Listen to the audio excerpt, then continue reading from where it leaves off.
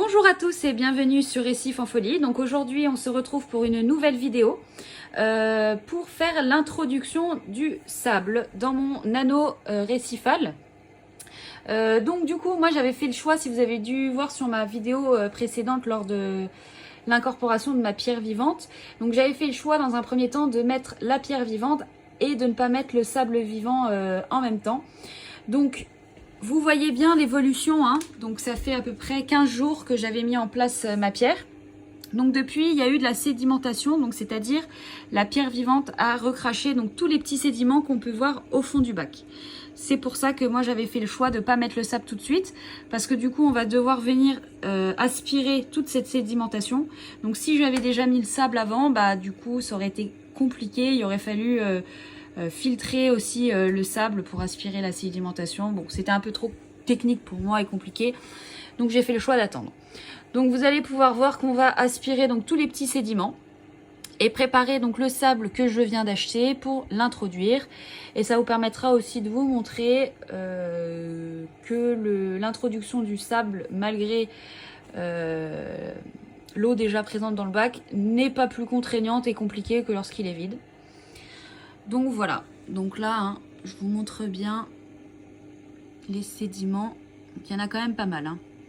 Donc sachez que plus vous avez de sédiments, plus vos pierres vivantes sont poreuses. Et du coup, ça montre bien la bonne qualité de vos pierres. Alors, concernant mon sable, donc moi j'ai choisi du sable aragonite. Donc le sable aragonite, en fait, c'est tout simplement du sable d'origine fossile. Hein. On peut voir aussi sur le marché du sable d'origine corallien.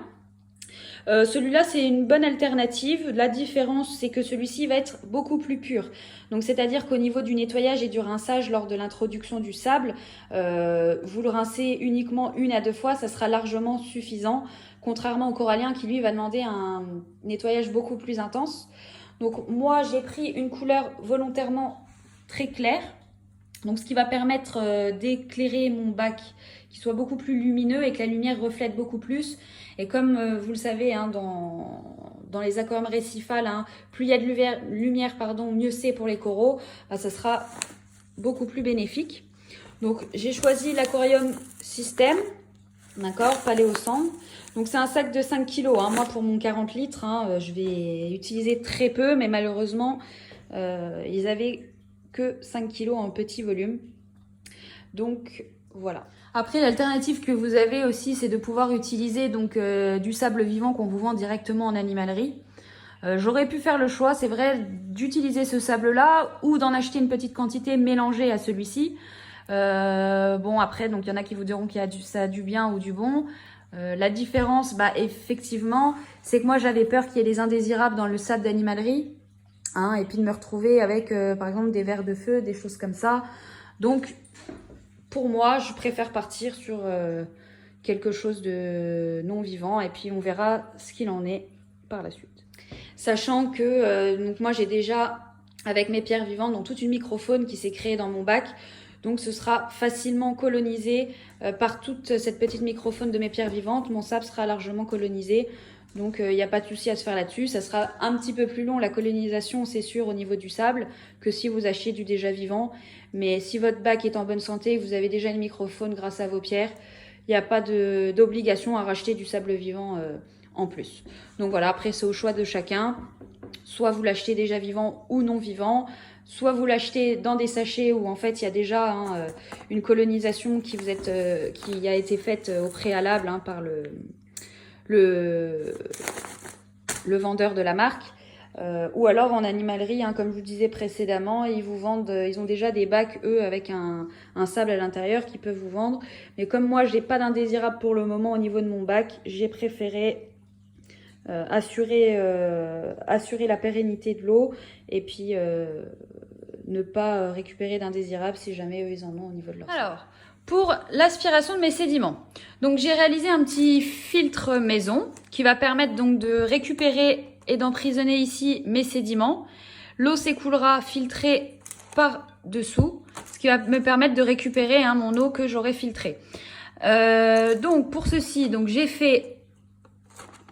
j'ai coupé une bouteille en plastique d'accord, en deux. J'ai mis au fond du perlon, au-dessus de la ouate, un petit trou au niveau du bouchon pour venir enfiler mon tuyau, d'accord. Et donc ici, en simulation, hein, comme si c'était mon bac, mon aquarium, afin de venir aspirer et d'emprisonner ici mes sédiments. Donc ça permet, c'est une bonne solution, hein, ça permet d'éviter de venir chambouler vos paramètres au niveau de l'eau. Comme ça, vous récupérez votre eau qui était déjà initialement dans votre aquarium. Donc j'ai mis en place mon petit tuyau. Et donc là, je suis en train d'aspirer mes sédiments. Donc vous pouvez remarquer, hein, j'utilise un tube très fin.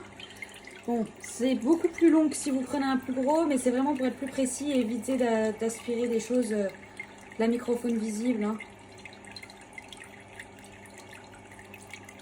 Donc là, vous pouvez voir hein, mon récupérateur d'eau, mon installation, juste en dessous. Permet de filtrer et je pourrai récupérer mon eau de mon bac.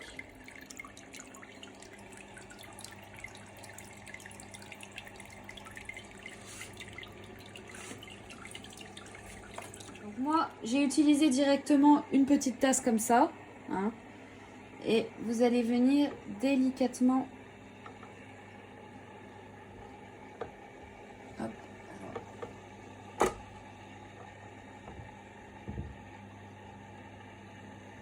Le disposer de cette façon. Voilà.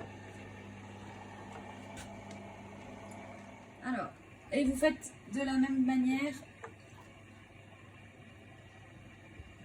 partout. Alors là, c'est pas pratique parce que moi, j'ai un gros champignon au niveau de ma structure de pierre vivante. Bon, on voit que le sable, hein, vous voyez, il se met quand même assez facilement. Hein. C'est des gros grains. Pas trop fin, pas trop épais, donc c'est parfait. Voilà, notre sable est enfin introduit. Donc l'eau est un peu trouble, hein, c'est normal, il faut laisser bien le sable retomber au fond.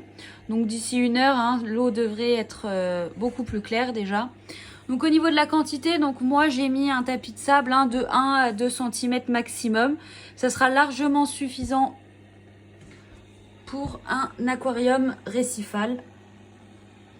Bon, il y a quelques petits grains de sable hein, qui sont tombés dessus, hein, mais avec le brassage, ça va s'enlever. Au niveau du pied, ça me plaît plutôt bien. Ça fait un rendu assez naturel. Hein. Donc voilà. Donc on se verra pour une prochaine vidéo hein, où je vous montrerai donc l'évolution de mon bac au niveau du cyclage. Et puis je vous dis à bientôt sur Récif en Folie.